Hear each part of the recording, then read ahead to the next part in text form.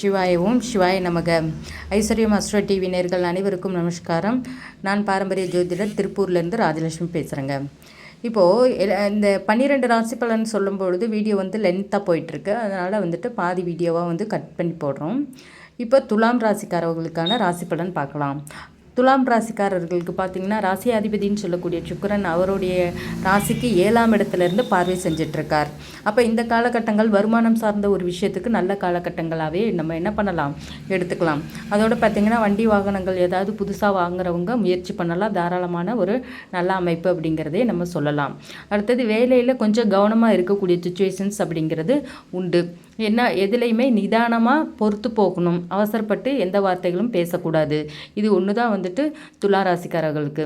அடுத்தது பார்க்கும்போது விருச்சிக ராசிக்காரங்களுக்கு பார்த்திங்கன்னா இந்த காலகட்டங்கள் ரொம்ப ரொம்ப கவனமாக இருக்கக்கூடிய காலகட்டங்களாக இருக்கும். ஏன் அப்படின்னு எடுத்துக்கிட்டிங்கன்னா ராசியாதிபதினு சொல்லக்கூடிய செவ்வாய் கேது கூட சேர்க்கப்பட்டு 10ஆம் இடத்துல இருக்காரு. அப்போ தொழில் சார்ந்த ஒரு விஷயத்தில் தடுங்கல்கள் எல்லாத்தையும் கொடுக்கக்கூடிய ஒரு அமைப்பு அப்படிங்கிறது உண்டு. அதுக்கு 2ஆம் அதிபதினு சொல்லக்கூடிய 2-5 கூடன்னு சொல்லக்கூடிய குரு பகவான் அவருடைய ராசிக்கு 8ஆம் இடத்துல சஞ்சாரத்தில் போய்கிட்டு இருக்கார்.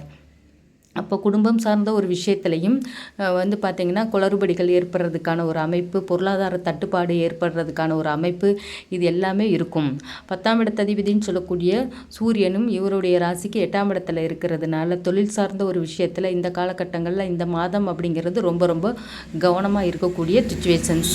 ஒரு டாக்குமெண்ட் ரீதியாக புதிய கையெழுத்து போடுறது, புதிய இன்வெஸ்ட்மெண்ட் பண்ணுறது, இதெல்லாம் கவனமாக பண்ணிக்க வேண்டிய அமைப்பு அப்படிங்கிறது விருச்சிக ராசிக்காரங்களுக்கு இருக்குங்க. தனுசு ராசிக்காரங்களுக்கு பார்க்கும்பொழுது ராசியாதிபதினு சொல்லக்கூடிய குரு பகவான் ராசிக்கு 7ஆம் இடத்துல இருந்துட்டு இப்போ திருவாதிரை நட்சத்திரத்தில் பயணம் பண்ணிட்டு இருக்கார். அப்போது இவங்களுக்கும் பார்த்திங்கன்னா குடுக்கல் வாங்கல் சம்மந்தப்பட்ட ரீதியாக, பார்ட்னர்ஷிப் சம்மந்தப்பட்ட ரீதியாக இன்னும் கொஞ்சம் கவனமாக இருக்கக்கூடிய அமைப்பு அப்படிங்கிறது உண்டு. கணவன் மனைவிக்கு இடையே வாக்குவாதங்கள் எதுவும் செய்யாமல் இருக்கிறது ரொம்ப ரொம்ப சிறப்பான விஷயம். விட்டு கொடுத்து போகிறது ரொம்ப நல்ல விஷயம். அடுத்தது பார்க்கும்போது மகர ராசியை பொறுத்தளவு பார்த்திங்கன்னா ராசியாதிபதினு சொல்லக்கூடிய சனி பகவான் ராசிக்கு 3ஆம் இடத்துல பயிற்சியில் போய்கிட்டு இருக்கார். சரிங்களா? அப்போ புதிய முயற்சி எடுக்கிறதுல கொஞ்சம் ஸ்லோ ப்ராசஸில் இருக்கும். அதோட இந்த காலகட்டங்கள் அப்படின்னு பார்க்கும்போது புதுசாக ஏதாவது நீங்கள் பார்த்திங்கன்னா சேவிங்ஸ் பண்ணுறதா இருக்கட்டும், இல்லை ஒரு வீடு வாசல் வாங்குறதா இருக்கட்டும், ஒரு வண்டி வாகனங்கள் வாங்குறதா இருக்கட்டும், இந்த காலகட்டங்கள் நல்ல காலகட்டங்கள், கொடுப்பனியான காலகட்டங்களாக இருக்கும் அப்படிங்கிறத சொல்லிக்கலாம். இருந்தாலும் குடும்பத்தில் ஒரு வாக்குவாதங்கள் இருந்துகிட்டே இருக்கும். அதை மட்டும் நீங்கள் பார்த்து கவனமாக பேசிக்கங்க.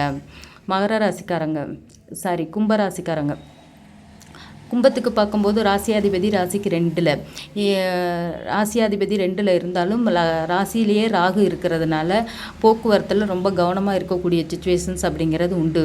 குடும்பத்தில் வாக்குவாதங்கள் பண்ணவே கூடாது. எல்லாத்துலேயும் பொறுத்து போகிறது, விட்டு கொடுத்து போகிறது ரொம்ப ரொம்ப நல்ல விஷயம். வருமானத்திற்கேற்ற செலவினங்கள் அதிகமாக இருக்கும்.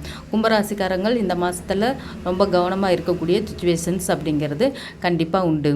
மீன ராசியை பொறுத்தளவும் பார்த்திங்கன்னா ராசியாதிபதி சொல்லக்கூடிய குரு பகவான் ராசிக்கு 4ஆம் இடத்துல ஆட்சி பெற்ற புதன் கூட இருக்கிறதுனால இந்த காலகட்டங்களில் பார்த்திங்கன்னா ஏதாவது புதிய இன்வெஸ்ட்மெண்ட் பண்ணுறதா இருக்கட்டும், எல்லாமே பண்ணலாம். புதுசாக பார்த்திங்கன்னா இந்த காலகட்டங்களில் பார்த்திங்கன்னா ஏதாவது மேரேஜுக்காக மேட்சிங் பார்க்குறதா இருக்கட்டும், இல்லை பொண்ணு மாப்பிள்ளை தேடக்கூடிய ஒரு விஷயங்கள், இதெல்லாம் நன்மை பயக்கக்கூடிய அமைப்பாக இருக்கும். ஏன்னா 7ஆம் அதிபதினு சொல்லக்கூடிய புதன் பகவான் 4ல் இருக்கிறாரு. சூரியன் கூடயும் குரு கூடயும் சேர்க்கை பெற்றிருக்கிறார். அப்போது தாய் தகப்பனோட கூடி இந்த காலகட்டங்களில் திருமணத்திற்காக பேசுகிறது, போகிறது, வர்றது இந்த காலகட்டங்களில் நன்மை பயக்கக்கூடியதாக இருக்கும். சரிங்களா? இந்த பதிவு உங்களுக்கு பிடிச்சிருந்துச்சுன்னா லைக் பண்ணுங்கள், ஷேர் பண்ணுங்கள், கமெண்ட் பண்ணுங்கள். நன்றிங்க. நல்லதை செய்வோம், நன்மையாகவே செய்வோம் என்று சொல்லி உங்களிடமிருந்து விடைபெறுகிறேன். நெக்ஸ்ட் பார்த்திங்கன்னா அடுத்த பதிவில் சந்திக்கலாம். நன்றிங்க.